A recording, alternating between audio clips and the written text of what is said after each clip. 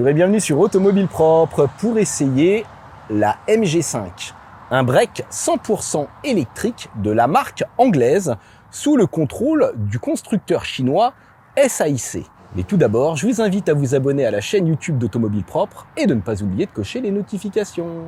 La MG5 est un break de taille moyenne qui fait 4,60 m de long pour 1,82 m de large et 1,54 m de haut avec ses barres de toit. Le modèle que nous essayons ici est une version haut de gamme Luxury avec la grosse batterie de 61,1 kWh de capacité brute, ce qui nous fait à peu près 58 kWh de capacité nette. Mais ce modèle existe également avec une plus petite batterie de 50,3 kWh de capacité brute. Sous le capot de ce break MG5, on trouve un moteur synchrone à aimant permanent qui va entraîner les roues avant. Il s'agit donc d'une traction qui délivre 115 chevaux pour 280 Nm. Dès l'entrée de gamme, le break MG5 reçoit des jantes de 16 pouces et des optiques à LED, sauf au niveau des clignotants. Et dans cette finition Luxury, on profite de jantes de 17 pouces avec des pneus Michelin Primacy 3 ainsi que des rétroviseurs extérieurs rabattables électriquement. Regardons le coffre de ce break MG5 qui propose 479 litres, ce qui est un volume tout à fait correct. Malheureusement, vous voyez, l'accès est quand même assez étroit. Le seuil de chargement est haut et ça manque de modularité puisqu'on n'a pas de trappe à ski et on ne peut pas former de plancher parfaitement plat. Vous voyez, là, je vais rabattre comme ça. Et si j'ajuste la tablette pour la mettre un petit peu plus bas, comme ça me fait une marche. Alors par contre, c'est bien creusé derrière. Ici, on peut loger une poussette en travers. Et sous le plancher, on trouve un tout petit rangement pour mettre son câble type 2 avec un kit de gonflage. À l'arrière de ce break MG5, l'habitabilité est correcte, mais n'a rien d'exceptionnel. Vous voyez, avec mon 1,77 m, la garde au toit n'est pas immense. En largeur au coude, c'est correct, mais sans plus. On peut tenir à 3, puisqu'on n'a pas de tunnel central. La place du milieu est assez confortable au niveau de l'assise. Maintenant, on a quand même un accoudoir qui va durcir au niveau du dossier. Accoudoir qui est quand même assez moelleux, avec deux petits porte-gobelets. On trouve également deux branchements, vous voyez, un USB et un USB-C à l'arrière. Au niveau des rangements, on est pas mal. On a ici l'aumônière, des petits bacs au niveau des poignées, même chose dans les contreportes, c'est pas immense mais ça a le mérite d'exister. On peut descendre les vitres jusqu'en bas, donc ça c'est bien, vitres teintées sur cette finition. Et vous voyez qu'on a des poignées de maintien. La position en revanche est un peu critiquable puisque vous voyez, j'ai les genoux assez hauts, l'assise est basse par rapport au plancher puisqu'on a les batteries dans le plancher comme souvent dans les véhicules électriques. Mais je peux quand même caser mes pieds sous les sièges. Allons voir à l'avant. À l'avant de cette version Luxury, on bénéficie d'une sellerie mêlant simili-cuir et tissu. Donc ça présente plutôt pas mal, mais la position de conduite est critiquable. Alors côté conducteur, je bénéficie de sièges électriques. Voilà. Seulement on n'a que 6 positions. On ne peut pas régler l'inclinaison de l'assise. Ça c'est vraiment dommage. Et côté passager, eh bien on n'a pas de réglage en hauteur. Et tout est manuel. Donc c'est quand même un petit peu décevant pour un modèle haut de gamme. Au niveau de la présentation intérieure, ce break MG est tout à fait correct, on va dire, même si on a beaucoup de matériaux rigides, notamment sur le dessus de la planche de bord. On a cette espèce de faux aluminium brossé qui est plutôt bien présenté. En revanche, les petites barres bleues, c'était pas obligatoire, ça fait beaucoup de mélange. Même chose au niveau des contreportes. Donc je dirais que la finition est tout à fait correcte pour la catégorie, surtout pour un véhicule chinois. Puis vous voyez, au niveau des joints, c'est plutôt bien fait. C'est assez épais, même là. On a des joints plutôt réussis. Au niveau des rangements, on est plutôt gâté, puisqu'on a ces deux porte-gobelets. Ici, ce grand rangement, avec deux prises USB. L'accoudoir central n'est pas immense, mais il y a un antidérapant au fond. Donc ça, c'est bienvenu. Les contreportes sont assez spacieuses. Et la boîte à gants, qui elle aussi est assez classique, je dirais, mais qui permet de loger quelques affaires. L'instrumentation est très bien présentée également, avec, vous voyez, ce grand affichage. On voit qu'on a toutes les aides à la conduite. Donc au milieu, c'est un écran numérique, et sur les côtés, c'est de l'affichage digital. Mais vous voyez qu'on a la lecture des panneaux de signalisation. Ici, le pourcentage de batterie, les modes de conduite. Là où je me trouve, ça c'est bien indiqué, hein. On sait si on en marche avant, marche arrière. C'est pas toujours le cas sur les véhicules électriques. Donc une très bonne instrumentation. Autre point positif ici, le petit raccourci pour enlever le système de maintien de ligne sans chercher partout en conduisant. Et là, vous voyez le régulateur de vitesse qui est accessible également, même si j'aurais préféré le trouver sur les commandes du volant. Vous voyez ce tunnel central avec là de quoi passer en drive, marche arrière neutre. Ici, les modes de conduite, sport, confort, éco. Le KERS, c'est la récupération d'énergie au freinage. Et le système multimédia avec une compatibilité Apple CarPlay. Une ergonomie qui est plutôt bien faite avec des touches de raccourci ici, notamment pour la climatisation, vous voyez, donc c'est plutôt assez fluide. Et vous voyez le système Apple CarPlay qui permet d'avoir Waze. J'ai pas eu de bug pendant mon essai. MG propose également une application gratuite qui permet de surveiller sa charge à distance, localiser son véhicule ou encore le préchauffer. Allez, on démarre en marche arrière. Alors vous voyez que j'ai la caméra de recul sur cette version luxurée avec la vue à 360 degrés.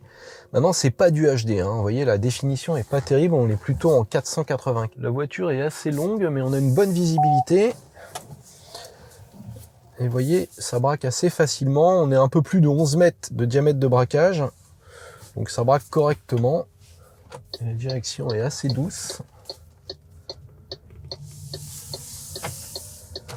Donc l'assistance de direction va varier en fonction des modes de conduite. Si je suis en sport, je vais avoir un peu plus de résistance, on va dire, dans la direction qu'en mode éco ou confort. Et ça va intervenir également sur la réactivité de l'accélérateur.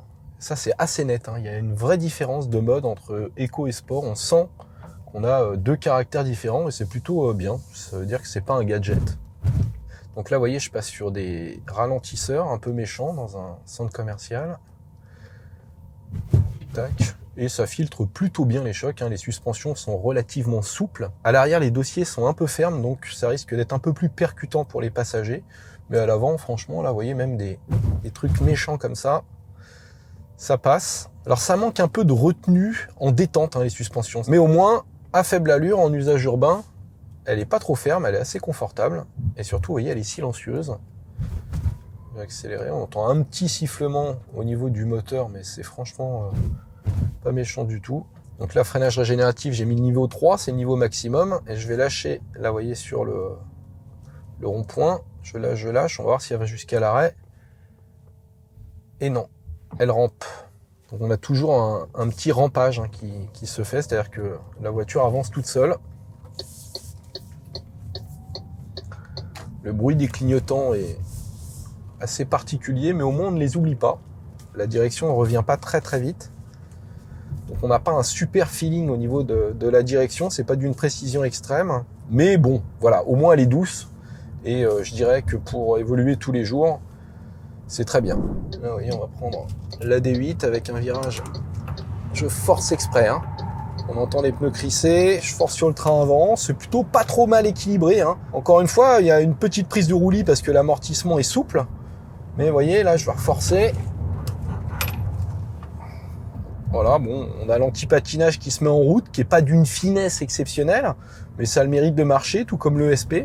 Donc, c'est une voiture qui est relativement sécurisante, même si elle n'est pas d'un dynamisme exceptionnel. Je dirais que le principal défaut, c'est plutôt le feeling directionnel. Allez, là, ça se dégage un peu, je vais accélérer à fond. Ça marche bien, ça marche très très bien. Ils annoncent 8 secondes 3 sur le 0 à 100, ce qui est quand même très très bien. C'est mieux qu'une Zoé, largement.